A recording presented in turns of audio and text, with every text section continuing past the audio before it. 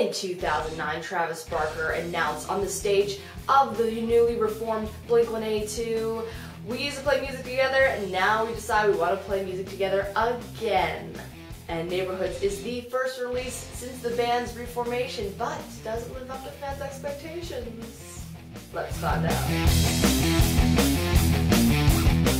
Hey, it's Jess Paul of WreckedRadio, and when I first listened to Neighborhoods, I'll just say that this felt like a fantastic album that I've owned for years. I fell in love with it instantly, and I have so much to say about it. Before I start, I want to relay a little bit of my perspective on what kind of Blink-182 fan I am, so you know how I'll be reviewing this. So I was kind of a late in life Blink-182 fan. The place where I really got into them most was when I went to the Blink-182 comeback reunion tour. So I really got to see how they perform, you know, and got to listen to their music live and really grasp what kind of band they are.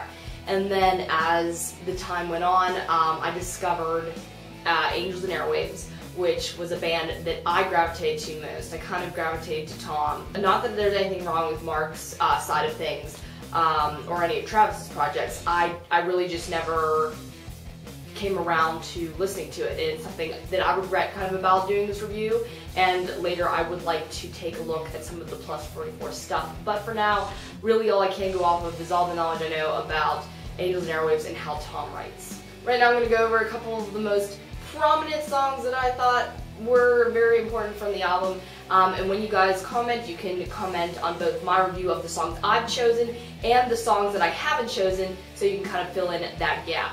First, I'm going to review the opening track, Ghost on the Dance Floor. When I said I'd be kind of comparing the project Angels and Airwaves with this one was very, very close to that. I believed it was very spacey, which is an adjective I always described Angels and Airwaves with. And it's another example of how you take a somewhat serious subject matter and put Blink-182's incredibly uplifting rhythms and instrumentals to something that could be, if you read the lyrics, something that could be very sad. This was most prominent, and they're one of the only bands in the history of music that I can think of that have written a song that was so serious that actually people love to kind of jam out to, and that was Adam's song.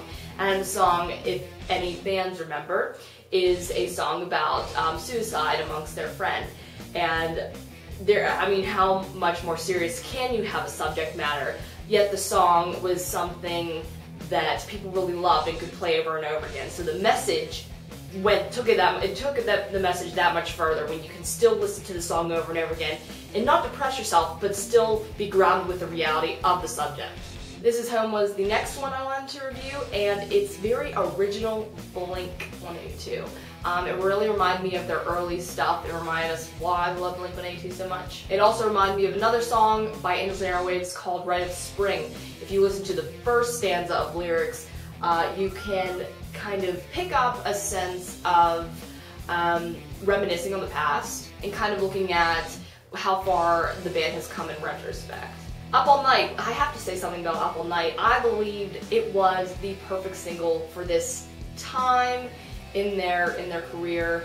When they put out that single, I think every fan of Blink-182 got uber excited and wanted this album so bad. When I would hear it on the radio, I was excited about Blink, even though I haven't been so attached to them over the years. What this song and a lot of the songs on the album tended to do was that it stayed so close to the original sound and style that all the listeners were already familiar with, but kicked it up about 11 notches. I believe that it was one of the best things to have Tom DeLonge, Mark Hoppus, and Travis Barker actually split up for quite a couple years, because in the process of doing that, they found their own sound, they found what they really wanted to do, and when they came back for this album, they combined all those strengths to give us the best compilation possible. Next song I want to talk about is Hearts All Gone, and this song was predominantly Hoppus, but what it also did was relive some classic punk roots that the guys have. You can hear it in the fast-paced drums, kind of showed off Travis's talents,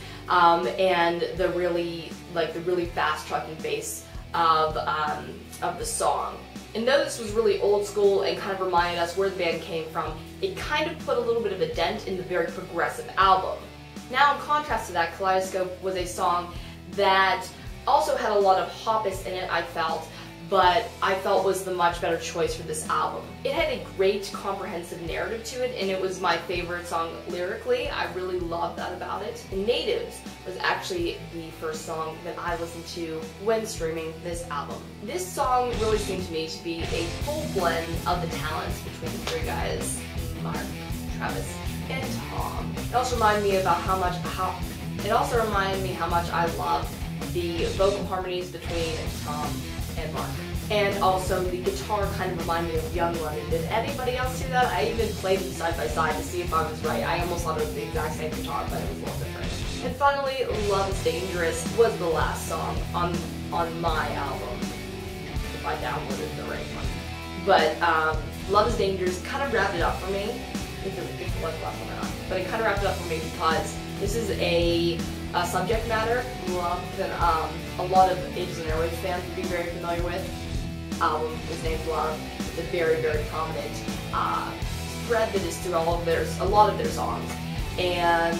But in contrast, it kind of was saying how love is dangerous, and it had a great narrative to that about how it can tear you up inside. Favorite lyrics come from Kaleidoscope. I told you I really love this song lyrically, and the lyrics that I included here were: get another stamp in your passport, wash your breakfast down with some red wine, delete the progress on your game, try to fall asleep while your eyes ring. From the loudest songs on your mixtape, I can dance to anything you want to sing. And my favorite song is kind of tied between This Is Home and Natives. So usually when I do review on WreckedRadio, sometimes my biggest criteria for a band that I'm not as familiar with, I'm very familiar with Blink, but as far as knowing all of their albums and knowing all of their history, I can't say that I'm quite with all the other fans. The thing is, sometimes an album can make me a bigger fan from barely a fan at all, and this was one of those albums. When I first put on an album and I say, yes, this sounds amazing, I'm already connecting with it by the first couple notes, then I know it is truly a great work of art. And I'm going to give this 5 out of 5 because good job, guys. Good job.